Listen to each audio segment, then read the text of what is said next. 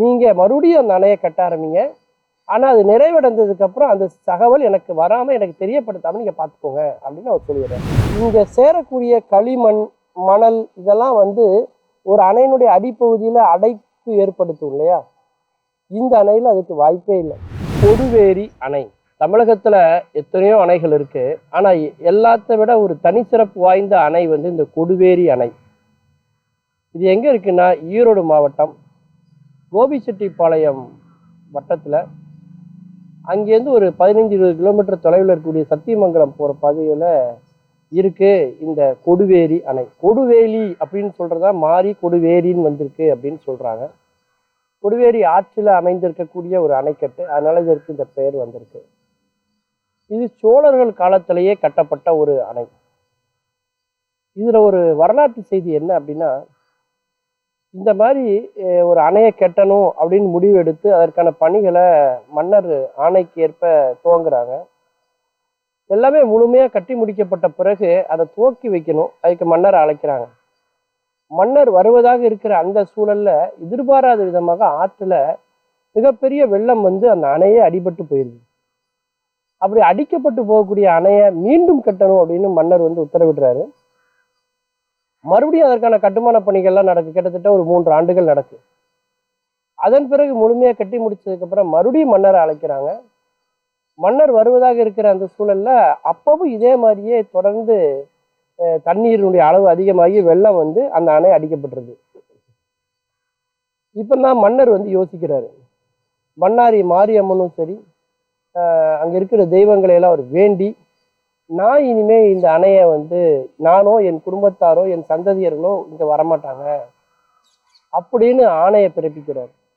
ஏன்னா இறைவன் இந்த இடத்துக்கு நான் வர்றதை தடுக்கிறாங்க போலுக்கு, அது ஒரு நல்லதுக்காக கூட இருக்கலாம். அதனால நீங்க மறுபடியும் அந்த அணையை கட்ட ஆரம்பிங்க.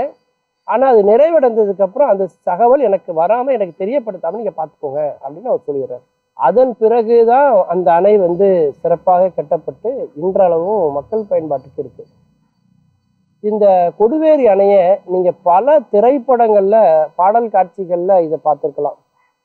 உயரம் குறைவாக இருக்கும், ரொம்ப நீளமா இருக்கக்கூடிய ஒரு அணை. அதில் நிறைய பேர் நடந்து வர்ற மாதிரி, கோரஸா எல்லாரும் பாட்டு பாடி ஆடிட்டு வர்ற மாதிரியான பல காட்சிகளை நீங்க அதை பார்த்துருக்கலாம். எந்த அணையிலையும் இல்லாத ஒரு மிகப்பெரிய ஒரு தொழில்நுட்பம் இந்த அணையில இருக்கு. என்ன அப்படின்னா, இந்த அணையினுடைய மைய பகுதியில கிணறு போன்ற ஒரு அமைப்பு இருக்கு. அதனுடைய வாய்ப்பகுதி மிகவும் பெரிதாக இருக்கும். உள்ள போக போக சுரங்கம் போன்ற ஒரு அமைப்பு அதுல இருக்கு. முற்றிலும் கற்களால கட்டப்பட்டிருக்கக்கூடிய இந்த கிணறு மாதிரியான அமைப்புல கல்லுலேயே சல்லடை மாதிரியான ஒரு அமைப்பை ஏற்படுத்தி இருக்கிறாங்க. அதை சுற்றிலும் பாத்தீங்கன்னா சங்கிலி கதவுகளை இணைச்சிருக்கிறாங்க. இதனுடைய சிறப்பு அம்சம் என்ன அப்படின்னா, இங்க சேரக்கூடிய களிமண், மணல் இதெல்லாம் ஒரு அணையினுடைய அடிப்பகுதியில அடைப்பு ஏற்படுத்தும் இல்லையா? இந்த அணையில் அதுக்கு வாய்ப்பே இல்லை. சேறு சகதி எது வந்தாலும் அது அணைக்கு வெளியில அது தள்ளிவிடும். நீரையும் அது வெளியில போகாம பிடித்து வைத்திருக்கும். அப்பேற்பட்ட ஒரு மணல் தொழில்நுட்பம் இந்த இதுல பயன்படுத்தப்பட்டிருக்கு. அதாவது அணைக்கட்டுல சேறு சகதி சேர்ந்தா அதை யாராவது ஒருத்தர் தூர்வார வேண்டியிருக்கும். தன்னைத்தானே தூர்வாரி கொள்ளக்கூடிய ஒரு தொழில்நுட்பத்தை அந்த காலத்திலேயே ஏற்படுத்தி இருக்கிறார்கள் அப்படின்னு சொன்னா அது எப்பேற்பட்ட சிறப்பு வாய்ந்ததுன்னு நீங்க யோசிச்சு பாருங்க.